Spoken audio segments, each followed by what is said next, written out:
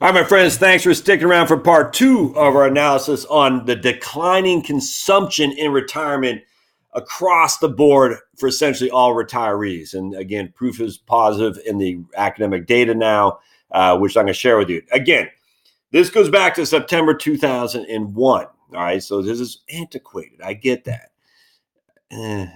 We discount it? I don't think so. In fact, I would discount maybe more of the research that's more modern that shows the other way that says, oh my goodness, there's a huge retirement crisis. Yeah, because we had a lot of research. I mean, I'm telling you, just such a commonality between this and climate data that we have a lot of research in the past that showed one thing, and then all of a sudden out of nowhere, boom, it just stopped. And everyone went this other route. It's weird. Anyway, all right, so let's go into this. The data. The primary data sample for our analysis consists of all sets of households from the panel study of income dynamics, PSID, with a transition retirement between the years 78 and 1990. We define non-retirement households to be those with at least one member working more than 1,500 hours annually, and we define a household to be retired if no member worked more than 500 hours. All right. Unfortunately, the PSID does not contain ideal data on consumption. Although many past researchers have used food consumption as a proxy for total consumption, the Skinner's analysis of the Consumer Expenditure Survey indicates that superior measures are available, the CES, a Consumer Expenditure Survey through the Bureau of Labor Statistics. Specifically, by using detailed additional information on the consumption reported in both the PSID and the CEX, such as the composition of food expenditures, utility payments, value of the house, and car ownership, one can increase the predictive power of the PSID consumption index threefold.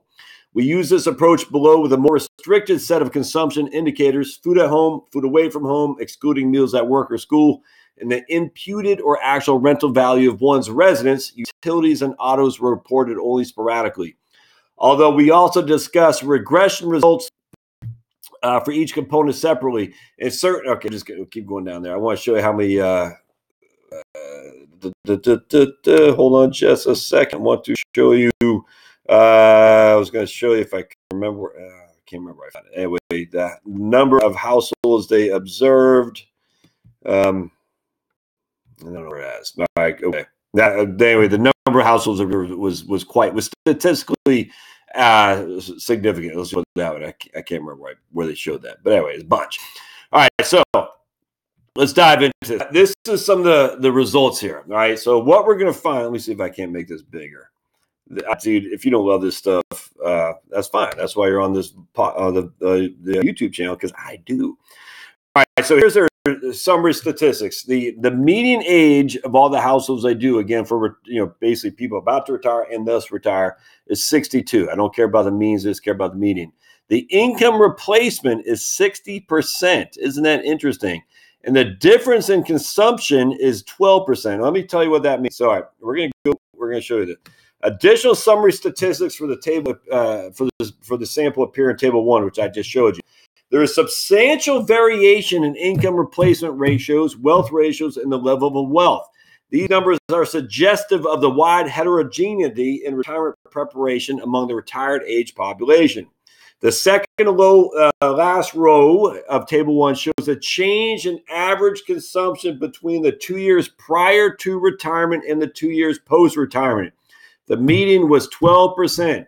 So I'm 50, I'm going to retire at 60, I'm 58 until 62, my consumption drops by 12%. That's the median.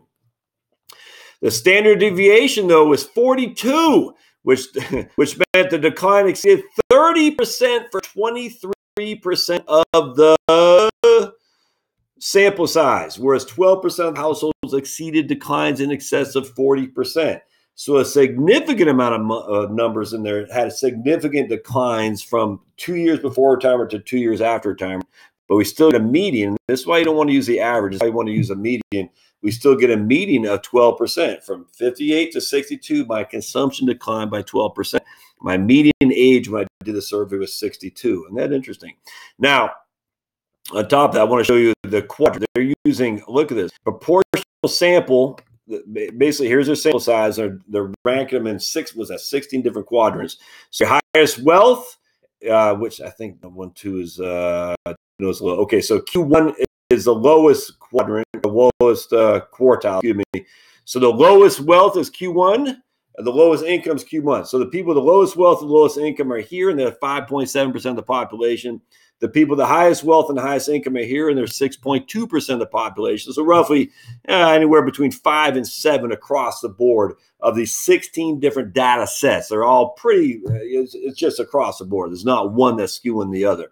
When we talk about the average age, and again, Q1 for wealth and income, his average age is 59.5. Q for the average age of retirement for people in the highest quadrant of a quartile of income and wealth was 61.7. So basically, on average, it's 60 years old for the average age of retirement. All right. So let's keep going down. Okay, basic results. Table 3 presents estimates of our first difference specification. The first row describes the shape of the consumption profile for households in the lowest income replacement and the wealth. All right, so let's just look at the table. All right, so here we go. Pre-retirement change in consumption growth. All right, so the benchmark is quartile 1 for income is the lowest income and the lowest wealth. All right, that's our benchmark. We're going to look at quartile 2, 3, and 4. That's more of the average population, if you will. We're saying the average person is going to fall into quartile 2, 3, 4. The consumption log 2 years pre-retirement for the 2 years going into retirement dropped by 2.9%. So the change in consumption the 2 years prior to retirement fell by 2.9% to 1.5% to 1.7%, depending on what wealth quartile you're in. Depending on what income quartile you in, it fell from 2.7 to 2.5 to 3.1%, if that makes sense. First year change in log consumption at retirement, again, it fell. In this case, quartile 2, it fell 15%. In quartile 3, it fell 9.6. Quartile 4 fell 9.4. And you can see, if you're on the podcast, all we're saying is at the end of the day, there is significant declines in changes in the first year of retirement, while there's gradual declines in the changes of consumption right before retirement. And the second year is significant. 29% in the second year, if you take the 2 years. So 2-year change in consumption. So we're consuming $100,000 in year, right in the year we're about to retire. And 2 years later, we're consuming $70,000 across the board. The more higher wealth quartile, they're consuming $80,000.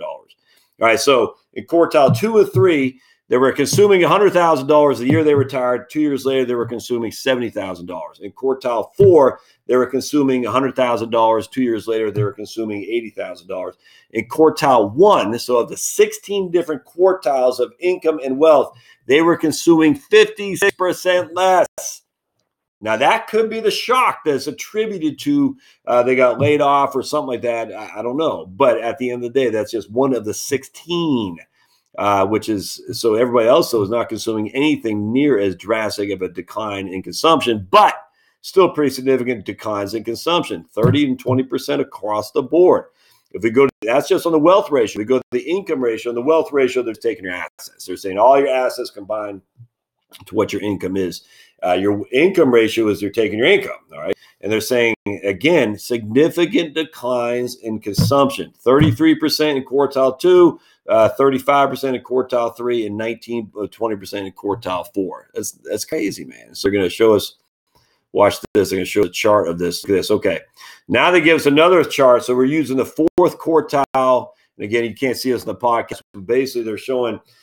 So in the table, they showed us in the lowest wealth slash net worth quartile, there is a pretty significant decline in pre-retirement consumption. That's 2.4%. And there's a huge decline in post-retirement consumption in the lowest, the poorest people, essentially, of the 16 different quartiles. The poorest had a drop off of 56.6% in consumption from the 2 years after they retired.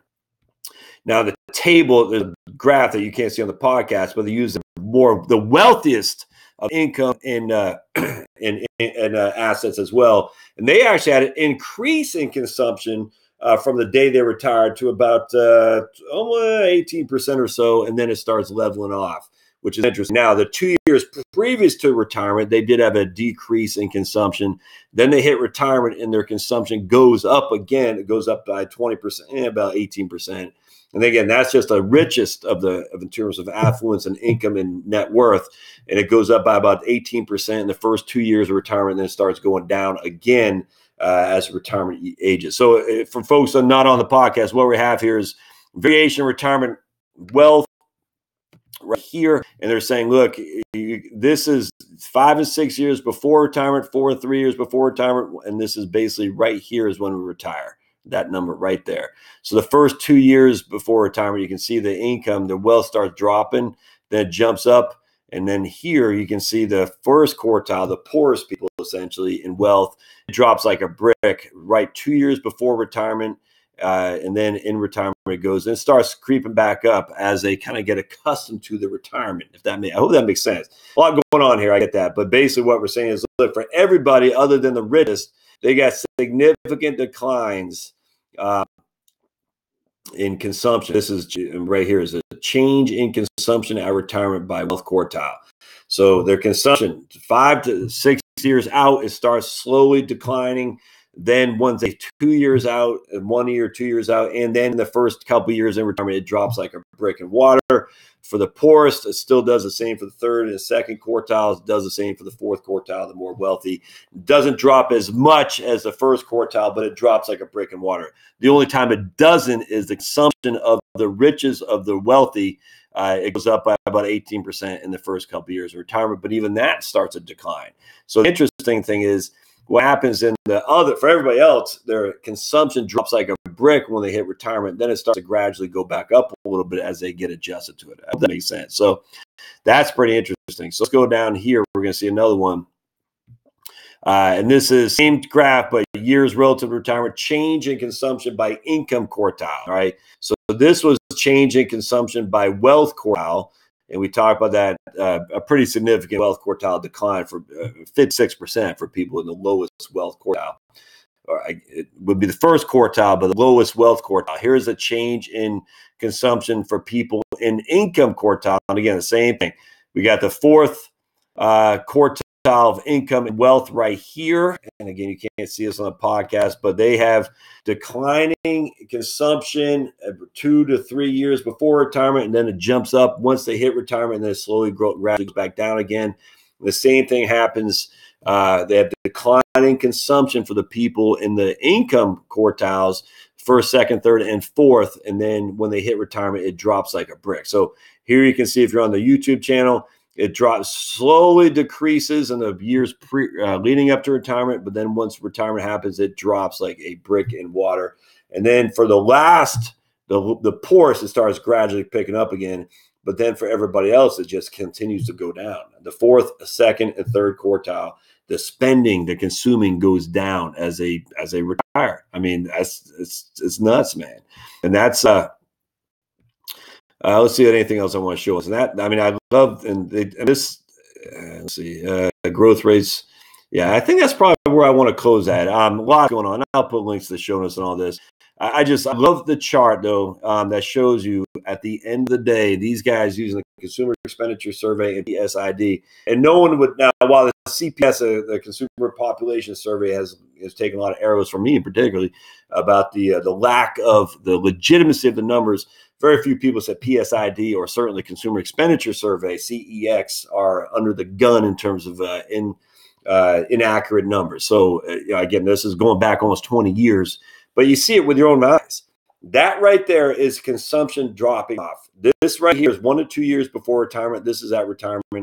And you can see it with your own eyes. Consumption drops off like a brick in water. Only for the last portion of the quartile, the poorest people from the income quartile, does it pick back up. For everybody else, it continues to drop. Even for the wealthiest of the wealthy, does it continue to drop. The change is lessened each and every year. I just find that to be incredibly informative. I find it to be incredibly optimistic too. That just shows you even more to the story that your consumption will decrease in retirement. Yeah, and it's not based on the life cycle model that if you put this in, this will be the result. There's nothing based on that. We're saying this is just real numbers, and it's across the board. It is across the board. I love it because that just validates even more that there isn't a retirement crisis. So stop sweating it so much. Now, will these guys, professors, say that? I have no idea. I don't know who these guys are. They might say, yes, you should save more. Might say, I don't know. I have no idea. But for the lay person to extrapolate the need to take your income right at retirement and adjust it each and every year positively, where's the proof of that? All right. So don't forget to subscribe. As always, you like the channel, share this if you want to support the channel. Share this. Don't forget to subscribe. A thumbs up, comments. Love to hear your comments and thoughts on this. And again, we'll see you guys next time. Thanks now.